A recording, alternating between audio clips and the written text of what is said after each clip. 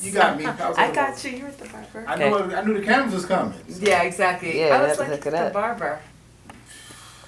We're hooking it. It's already, That's a good shot. that is a good shot. I That feel looks me? great. Yep. So whenever Okay. you're ready, we're already rolling. Okay. Cool. Okay. Don't try to get fancy and get like sitting up straight and then Right, he's like, right. so yes, let's go. All right. Okay. So tell me your name and the name of your company. My name is James Mabry. The name of my company is Your All Day Everyday Janitorial. We perform janitorial, construction, cleaning, and hauling.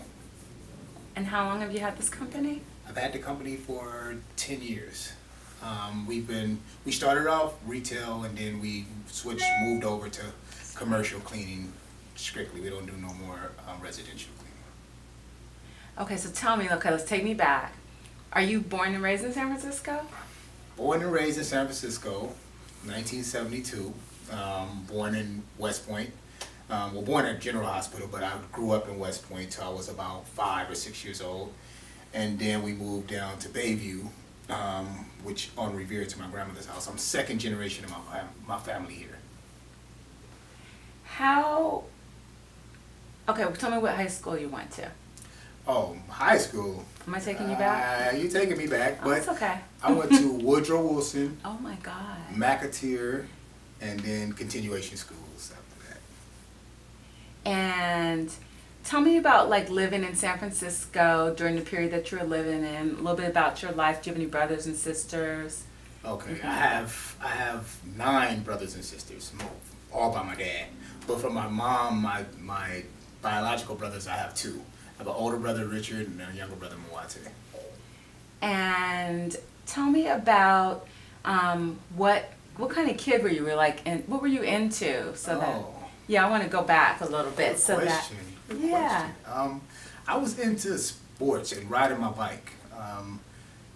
I've always been outside. I've always just was not a homebody, just constantly on the go.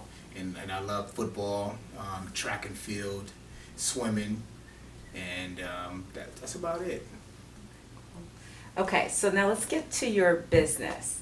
Tell me what kind of jobs you had before you decided to start your business, and just tell me that first. My very first job was I worked at Jolie Gym, Joseph Lee Gym, with kids in a I think it was some kind of like after school program, but I was actually in a boys' home, and I would go there for like 4 hours of the day and work with youth at the park and help them with homework and stuff like that. That was my first job, and then my second job was doing janitorial work. It was years later. That job was when I was 17, and then I didn't get another job until I was maybe 26. So it was a long time. It was a long time before you got another So I job. didn't have a lot of work experience. Most of my experience came from the streets. Learning how to hustle.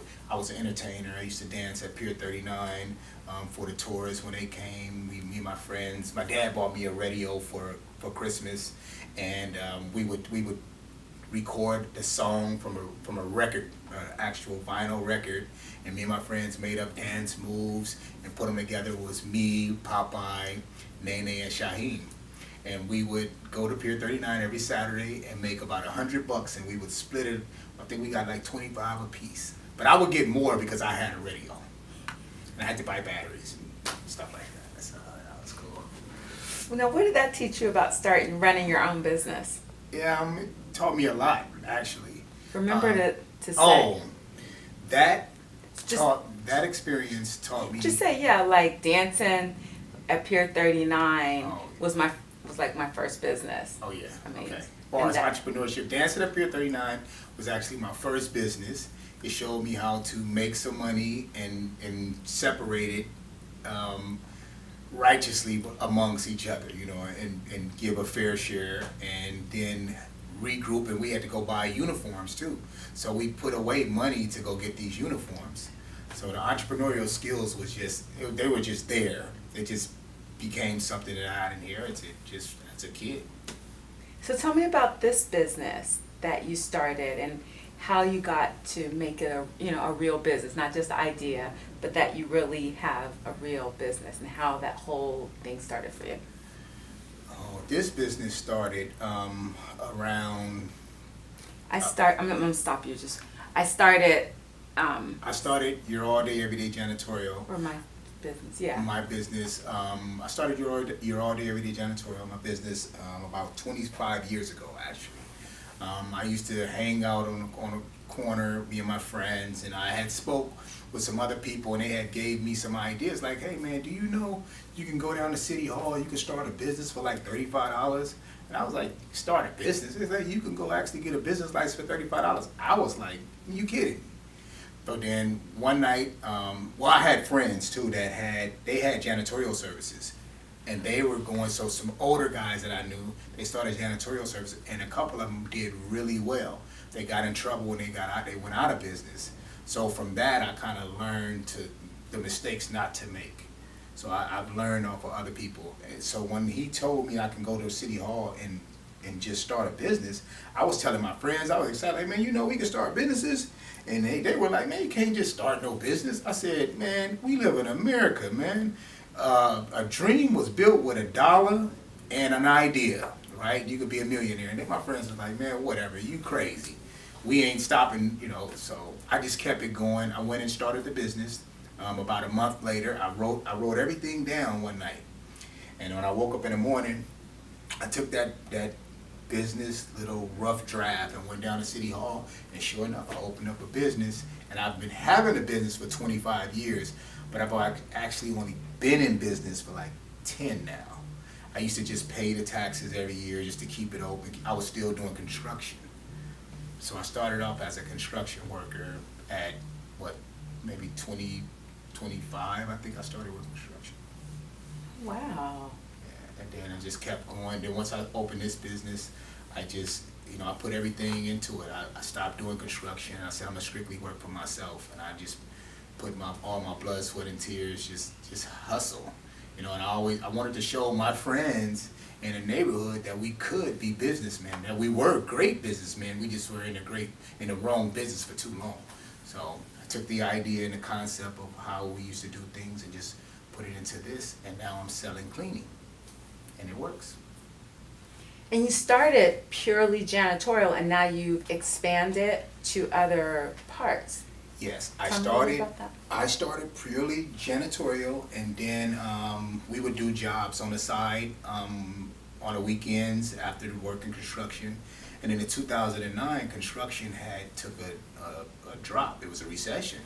So they were laying people off like crazy. I ran into a friend, Andre Lattimore. He brought me into Renaissance, and he's like, hey man, we can start our own business here.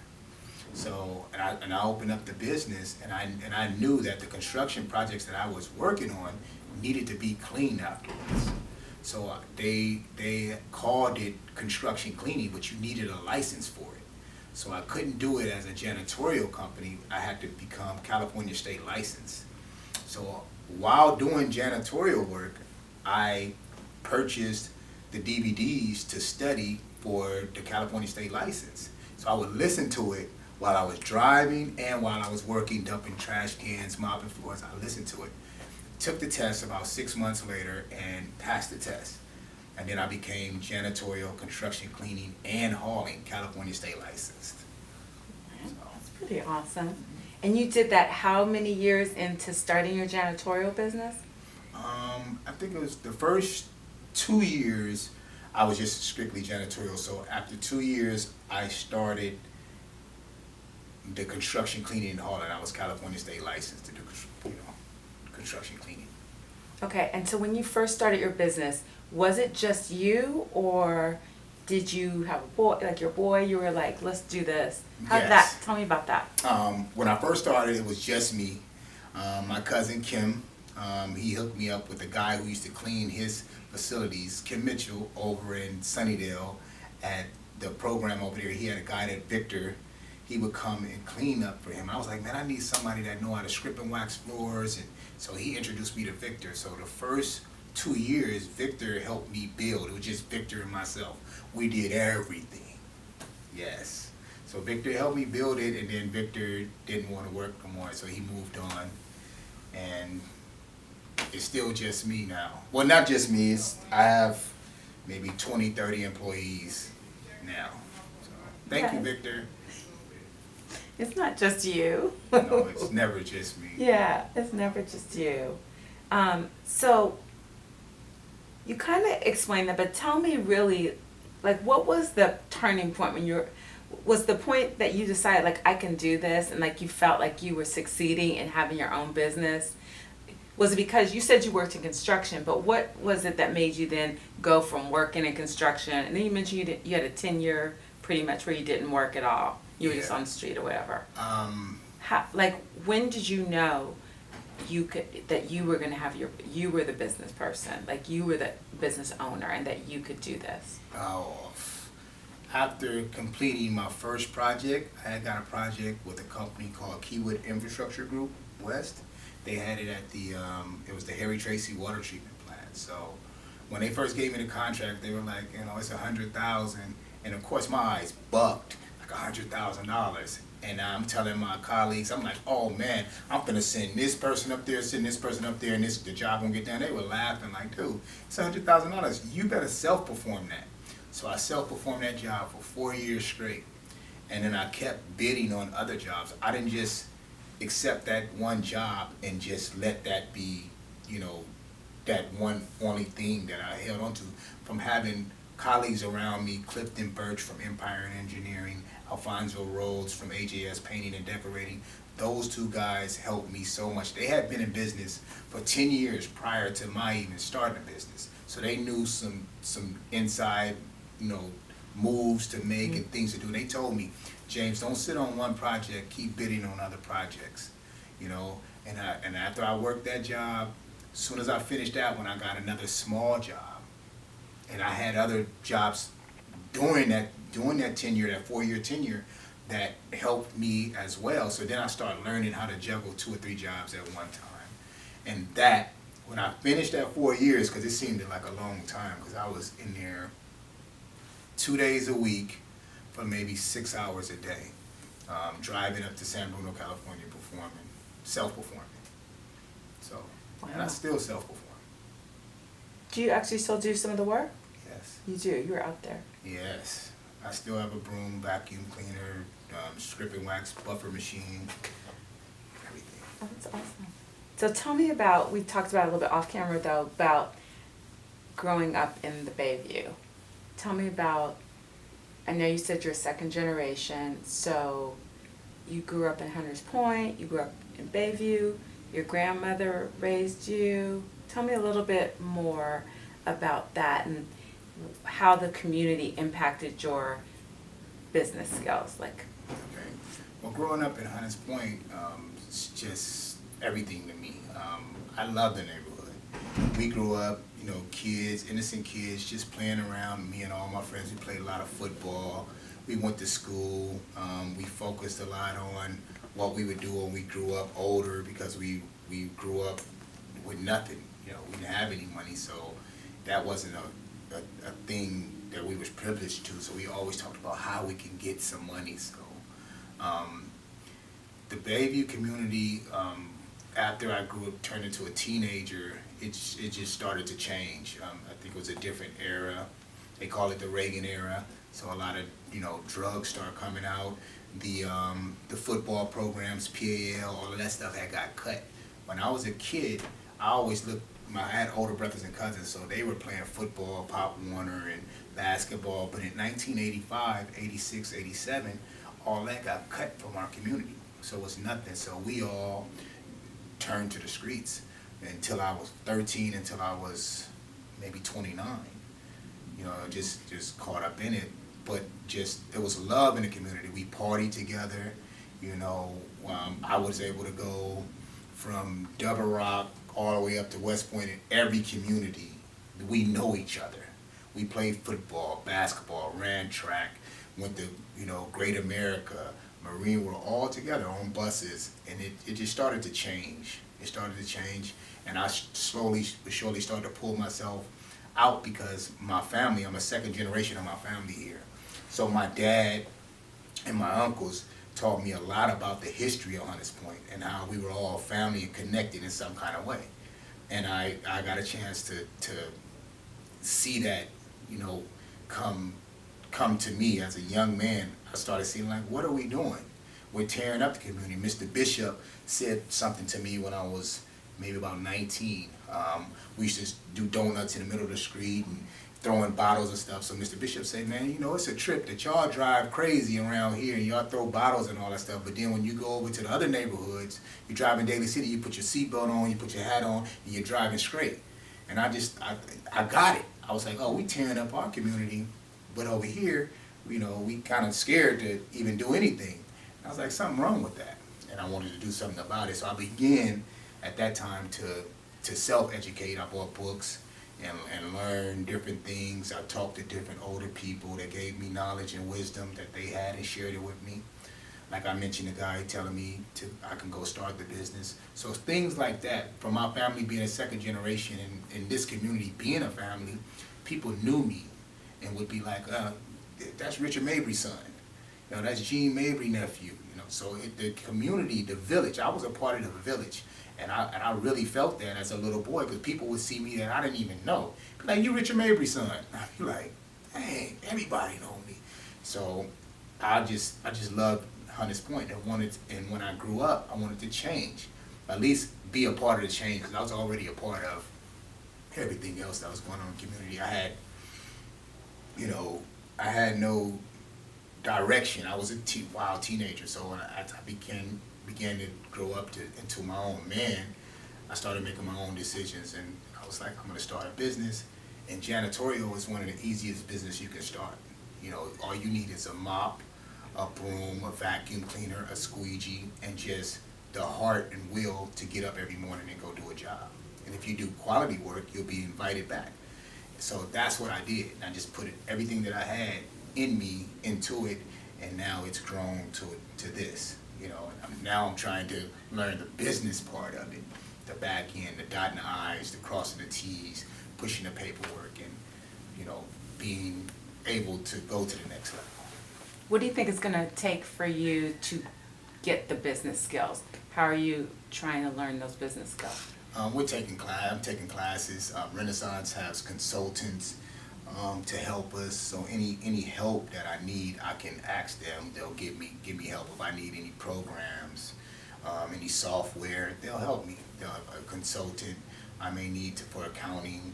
I'm hired my family, which are some of my family members, which are college graduates, so they come and help me with all of the paperwork and stuff like that. So I'm hiring smarter people than myself.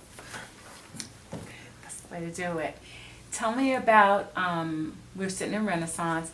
Tell me a little bit about how you found, I know you said your boy said something about Renaissance, but did you even know what it was, and what did it, I mean, I don't want to go into the whole thing about it, but how did you find Renaissance, and what does it mean to you in having this business? How's it helped you?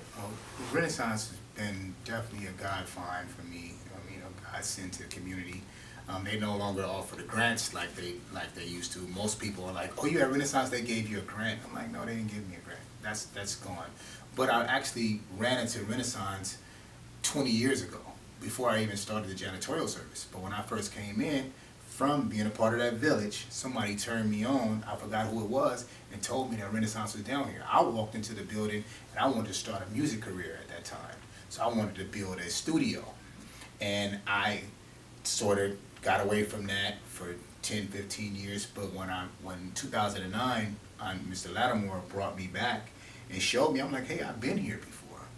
So then 3 years into Renaissance, to me starting the janitorial service, Yamilet Gonzalez said, hey James, you've been here before. And I was like, I know I've been here. She said, but the first time you were here, you were trying to start a music career. So that's how I found Renaissance. And what has Renaissance, do you have your office here? I just need you to.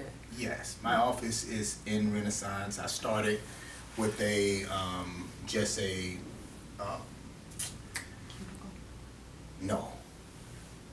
mailbox. So you start